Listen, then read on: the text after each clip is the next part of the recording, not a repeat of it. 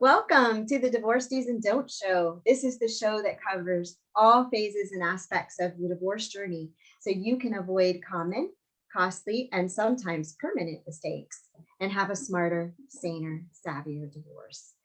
So normally at this point, I would introduce our wonderful host, Lisa Decker, but I am filling in for her today. I am Lisa's assistant and her client care manager. Lisa is a certified divorce financial analyst and a real estate collaboration specialist in divorce. And she is the CEO and founder of Divorce Money Matters and the amazing organization that brings you this show, which is Divorce Town USA. I have 10 years of experience in family law as a paralegal, and I have now been working with Lisa in Divorce Town USA for almost 7 years. So I'm very excited to be here today, and I'm very, very proud to bring to you our guest today, who is Tracy Gould Sheinin. Tracy is also a longtime member of Divorce Town USA, and she was born and raised in Northern Virginia. Tracy trained and practiced becoming a mediator in Columbia, South Carolina, where she went to USC. She received her BA in psychology there. And then she became the first full-time executive director of the Community Mediation Center, now called the Midlands Mediation Center, in 1999 while she was completing her MA in Peace Studies. And that's something I want to talk about with you later, an expert in peace studies. Tracy now lives in Atlanta, Georgia, and offers family mediation, mediation coaching, parenting coordination services, all through her business, Clarity Mediation. So welcome to the show today, Tracy. It's so good to have you. Thank you. Thank you. It's so good to be here. So Tracy, tell us a little bit about what got you into mediation per se, because that's not really where, I mean, peace studies is a nice segue, but what got you really focused on mediation as a thing?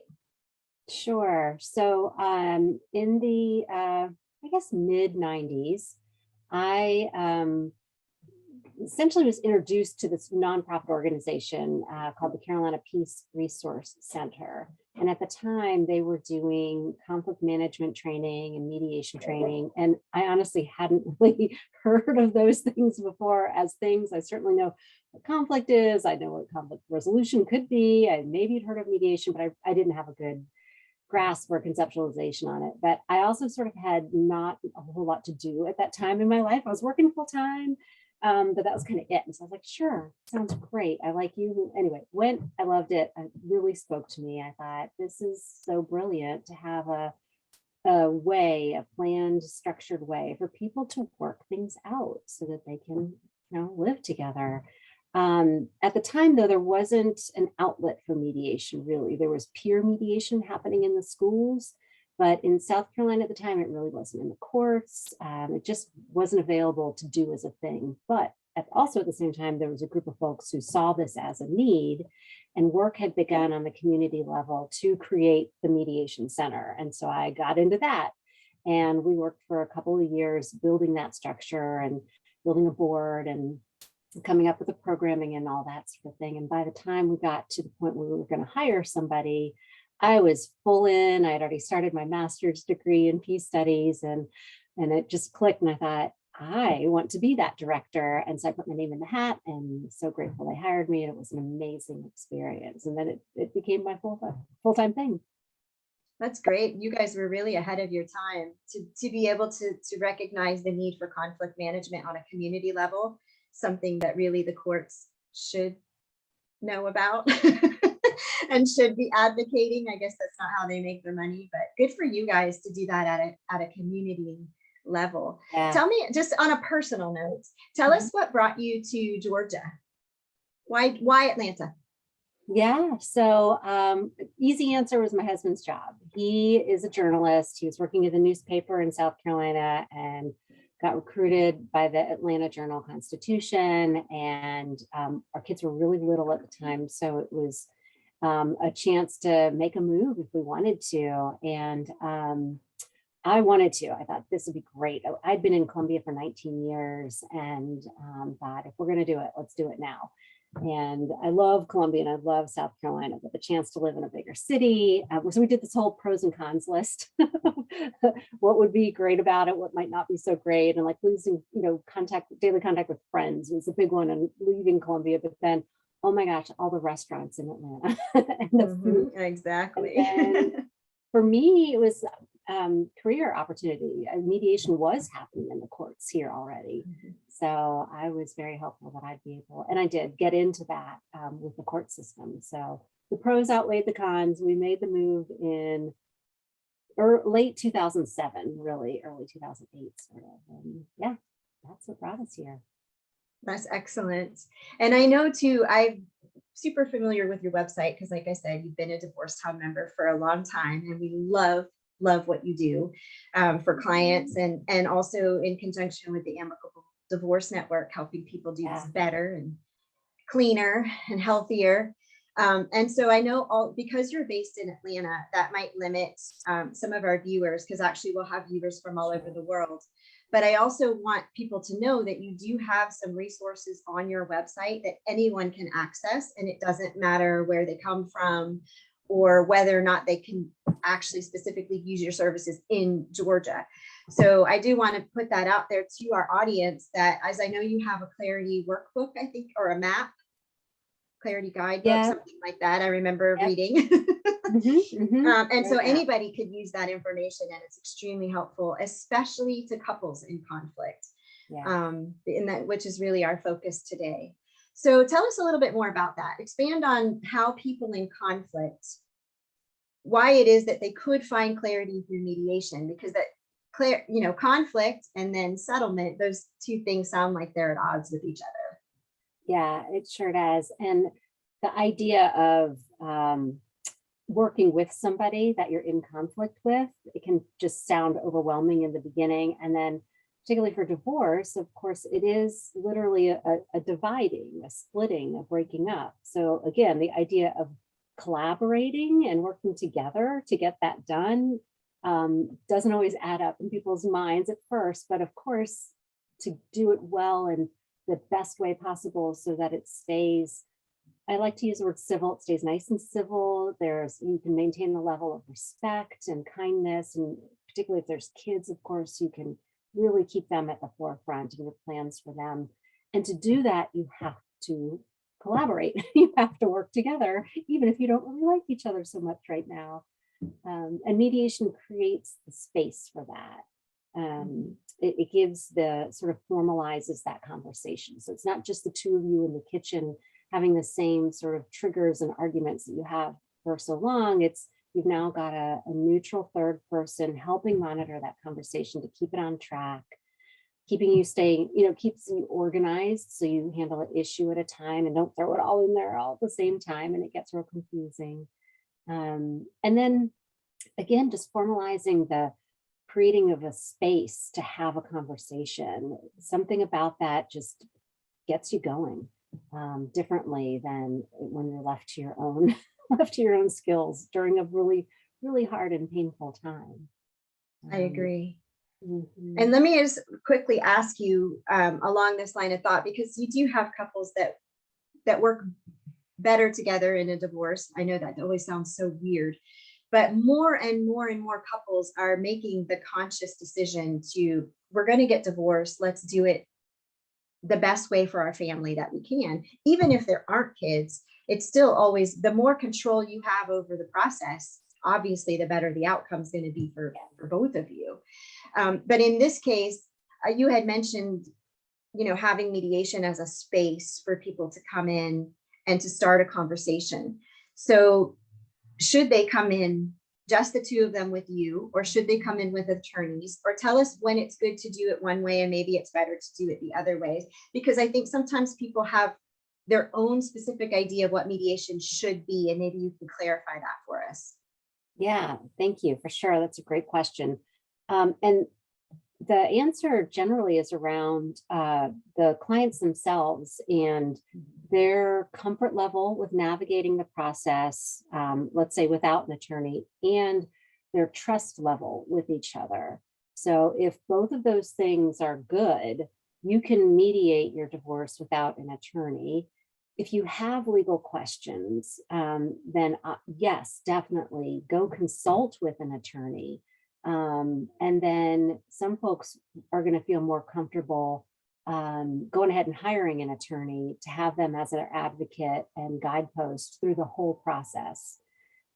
any and all of that is okay. That's another thing I love about mediation is it's very flexible and it fits. It can fit whatever sort of style either person may need or want. Some of my folks will mediate just the three of us over several sessions, working all the things out.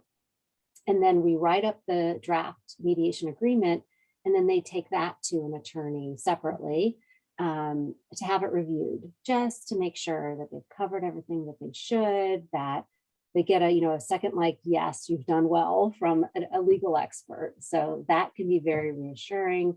Some folks get a consultation on the front end, so they know what they should be looking at and talking about. And then every once in a while, I, for my clients, have somebody that'll bring an attorney in the middle of it. And we just roll them into the conversation and keep going. So all of that works really well. And then, of course, the traditional model is where each party goes and gets an attorney and you work with them, and the attorneys do most of the talking to each other, and then they bring the mediator in and the five of us work on things. That still works too. It's just some people don't want to have attorneys for the whole process, and you don't necessarily need to. So some of our viewers may be surprised that you don't need attorneys through the whole process. We will say that at Divorce Town USA, we absolutely advocate that you always, always, always have legal counsel. Agree. Especially before you sign anything, so that a legal document should never be written. I mean, even in what we do with Lisa oftentimes helps the parties come to financial agreements, terms, but she doesn't actually write the agreement. She'll send them to the attorney with the terms. And the same thing. So we always recommend that always have a legal professional review the legal document itself, but you don't have to bring them in until the end if you don't want to. That's right. Because the three of you, Tracy's really good at what she does, and the three people in a room very well, even if they're not seeing, especially if they're not seeing eye to eye. And that's going to kind of segue us into the next question. But that not everybody that comes in there, the reason they need you is because they aren't going to see eye to eye on a lot of the issues, and they need someone to walk them through maybe the more emotional parts of some of the conflict, or maybe sometimes what we find is there's always one party that doesn't understand, as maybe financially, we'll do it financially. And in the same with the parenting plan, if you have one person who is always traditionally the active parent and the other one really doesn't know much about the schedule or the school or the doctor, they're going to feel vulnerable when it comes to negotiating the parenting plan. And the same marriage, if one of the parties was always the one that balanced the checkbook and paid all the bills, the other one's going to feel more vulnerable when it comes to discussing the financial issues. And so having that third party is just perfect for evening the playing field and making sure that the more vulnerable one understands exactly what they are talking about and hopefully eventually agreeing to. So could not agree with that process more. Tracy, thank you for sharing that. So for those who do have conflict, for those who just do struggle to work through some of the basic issues, what are some skills or techniques that you have found that people, everyday people, maybe even when they're not in mediation, that people could use or employ to help get them some resolution so that they can discuss better? Yeah, sure. So one of the techniques I encourage folks to do is to have something of a goal or a vision or a way they want to be. So like in a divorce, it's what is it that you really want most for the kids, kind of thing, just in sort of global terms, or what's really most important to you, or if it's not even a divorce case, just sort of what kind of person do you want to be, what's important to you, and that gets defined any way you want. But once you have this sort of goal or vision for yourself, you can always come back to it to measure, okay, if I keep arguing in this way, am I honoring that? Or am I not, and why not? And so some of it's a lot of self-reflective stuff of how important is this to me? Should I just let it go? Or no, it's really important, I can't let it go. Consciously deciding that is huge in any disagreement, in any conflict. And then let's say you still need to keep talking through it. Listening is one of the best and most important tools, because if you just keep talking and they just keep talking, then you guys aren't going to get anywhere. So if possible, making it clear that you're going to take turns listening is ideal, right? And you go ahead and tell me everything. And I might ask some questions for clarification, but I'm just going to listen. And it's hard. It's not easy to just listen because we're naturally coming up with our defense in our head, subconsciously even. So it takes a lot of practice. But the more you practice, the easier it gets. And if there's a balance in the relationship enough that then you get to talk and they're going to listen, it helps you relax in listening. But even if you don't ever get the chance to really talk as much as they did, and you end up being the bigger listener, if you will, it's still going to help you find clarity in how to respond, what your next move is. So within that listening space, there's the chance to take some deep breaths and just physically calm yourself down so that you can really hear them better, as well as think of your next move. And I encourage people to try to think of it as a response versus a reacting move. React is just, it happens, we don't really think about it, we just do it, and then it's done, and sometimes it made it worse. Versus a response, we put a little bit more thought into it, we're a little more careful in what we say, how we say it. It's going to slow the pace down by doing these things, by listening carefully, taking some deep breaths, considering your response. And once we slow down the conversation, there's just more chance that it's going to become less of a yelling match and screaming match, and more chance that it's going to stay a conversation. Another thing to do within that listening realm is, I mentioned asking questions. So ask questions for clarity. Make sure you understand exactly what they mean, because you may think it's something else, but it's the other thing, and that could be really helpful. Summarizing what they say, just to make sure you give me a chance, let me summarize what you just said, make sure I got it right. Say what you think it is, and then they can say, yes, that's it, or they can say, no, that's not what I meant, and then you can unravel that. Again, this is not an easy turn on kind of skill thing, but practicing in little bits here and there and less stressful situations can help build up skill for when the stressful stuff happens. You're already a little more comfortable asking clarity questions and summarizing. So that can be done in just like normal conversation, just to give yourself a chance to practice. But that again goes back to that initial thing of, who do you want to be? How do you want to be? If you want to be somebody who resolves stuff well, that works through conflict pretty well and gets things done in a smooth, civilized way, and you make that sort of commitment to yourself, you're going to be more likely to commit to or to engage in this stuff, this asking questions carefully and summarizing and trying to gain understanding. All that goes together. Absolutely. And you actually mentioned something that made me think about what happens a lot in both. And there, I keep going back to the parenting and the financials, because those are usually the two biggest, hottest topics in every divorce. So, and because of that, people often tend to make emotion, like you were saying, respond, don't react, because our reactions are almost always emotionally based, and you cannot make a decent decision with an emotionally based reaction. It's just not going to happen. I mean, we've had people looking right at the black and white numbers, and because they have such an emotional response to something, they won't accept it. Like they just will not accept that that is the number, because I'm emotionally attached to this issue or that issue. So I really like what you said, that you have to decide kind of in the beginning how you're gonna go about this.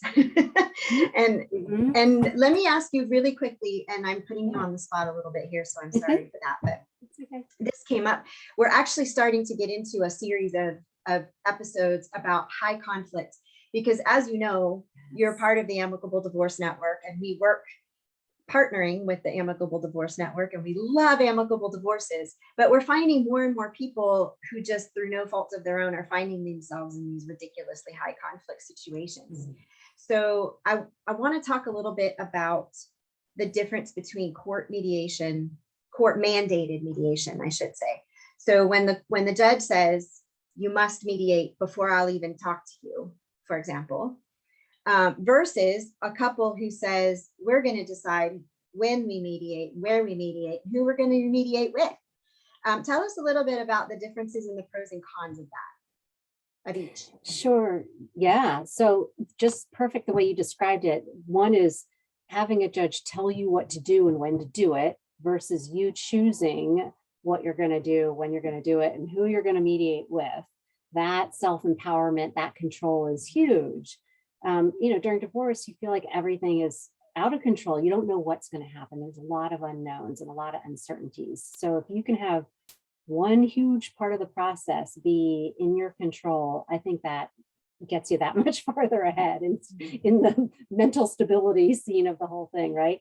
And then when you choose to mediate ahead of time, I love it when folks mediate before they even file for divorce in the court, because then their time is theirs. They haven't submitted to anybody else's calendar. Once you file with the court, you're on a clock, and it's going to go by the state rules, the local rules, the judge's calendar, all these things that are completely out of your control. But if you mediate before you file, you can take as long as you need, as short as you need. You can bring in whatever professionals you want to. So let's say you start with a mediator, you get the conversation going. At some point, you bring in an attorney for consultation, you bring in a financial person for consultation. Maybe you decide to get the house appraised. Maybe you decide to look at what a new mortgage might look like. You can bring in all these different amazing divorce specialized professionals to help you with solid information so that you're making the best decision possible. And when you're court ordered to mediate, you don't necessarily have all that time. You might have to ask the judge for more time, because you want to get all this information now. And that does not always make the judge very happy. They're like, you asked to be here, let's do this. So that's a big one, is it gives you the control over the time and a lot of control over the process that you can include whomever you need to make a wise decision. And it's private, it stays private. You've decided to mediate, you've chosen your mediator, and no one else knows anything until it becomes public when you do file with the court. So that's, I think, a real benefit. Absolutely. And I think what you said is key. And we have hit this pretty hard over the last probably 2 or 3 episodes. So that's why it's that important, folks, for those of you who are watching this. When you file in your divorce process, it really dictates how much control you're going to have. So the minute you file with the court, as Tracy mentioned, you're putting yourself on their timetable. So you have a certain number of days to respond to a petition. You have a certain number of days to do discovery. You have a certain number of days to do this and a certain number of days to do that. I know in Florida, there was court mandated mediation. It was 3 hours long. Not much you can always accomplish in 3 hours. You already have attorneys, so you've already raised the price by 3. So when you wait and get as much done, and even hopefully all of it negotiated and settled prior to filing with the court, then what a lot of people don't realize is at that time that you file, you may also, depending on where you live, you may also be able to submit your agreement and you're done. So it may sound like it's a longer process, and it may be sometimes it may be shorter, sometimes it may be longer, but the difference is how much control do you want over that process? How much control do you want over the mediator? Because Tracy is a court appointed mediator and she's very, very good, but she may not be the one you get. You don't get to choose if the judge tells you to go. Right. And some folks are attracted to the court appointed mediators because the rate is so much more affordable. There's one county here in the Atlanta area that gives you 2 hours for free. And then another county that it's 3 hours, like you said, Florida is, and it's a very reduced rate. So that may be enticing, but it's often just not enough time. And so that can be kind of frustrating because now you've got to schedule something else. And I love that there is this free and reduced mediation for the courts. Don't get me wrong. I never want that to change. But the timeline piece of it really can get out of your hands.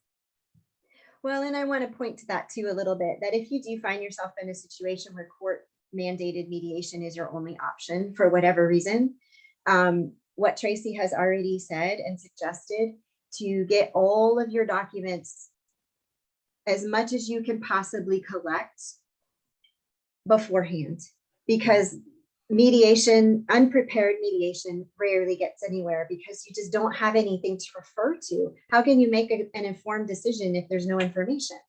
It's impossible.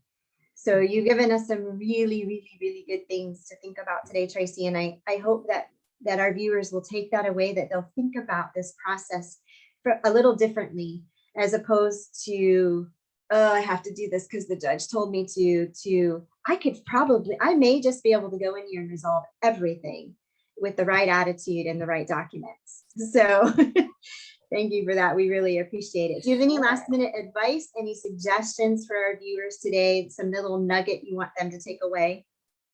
I will follow up with one piece, at least in the Georgia area, in Georgia, if you're court ordered to mediate, you can choose your mediator. The rate might be different than what the program is offering, but you do have that ability here at least. And so ask all the questions, ask who's charging what and how, and what their time is, what their schedules are, what you need to know. Don't be afraid to ask anyone and everyone all the questions that occur to you, because this is your process and we're the professionals that are supposed to be trying to help you get through it. So I think that's an important piece, that sometimes people feel overwhelmed and unsure and they're scared to ask it all. Excellent. I really appreciate that. And because it is true, I think, well, it's like we said, it's impossible to make informed decisions without information. So, and that can be gold. It is during the divorce process, yes, especially. And that is our goal. As all of you know, those of you who have been here before, those of you who are watching for the first time, you guys understand, or should know by now, that our goal is to help you divorce better. We want to see you do this in a better way. We want to see both of you come out of this healthier, happier, with the kids not traumatized, and honestly, with as much money in your pocket as possible, so that you can start rebuilding sooner rather than later. That's really the goal in all of this. So never hurts to invest a little up front to secure your financial future for the long run. That's the best we can tell you. We really enjoyed having you here today, Tracy. We're just going to do a little bit of information for our audience. We like to let them know some of the free resources that we offer to them, including, as we've already mentioned, on Tracy's website, which you can also link through Divorcetown USA if you don't know how to get directly to Clarity Mediation. She's got an excellent free resource there that you can download. I am going to just share my screen very briefly and just share with you a couple of other things that we want to make sure you know how to access and where to get them. So on Divorcetown USA, this is where you will go to get your Divorcetown roadmap, especially for those of you at the beginning of the process. If you're not sure where you want to start or how you might want to divorce, we are going to give you all the different options, and hopefully nobody chooses this one down on the bottom right, which is very expensive and very lengthy and time consuming.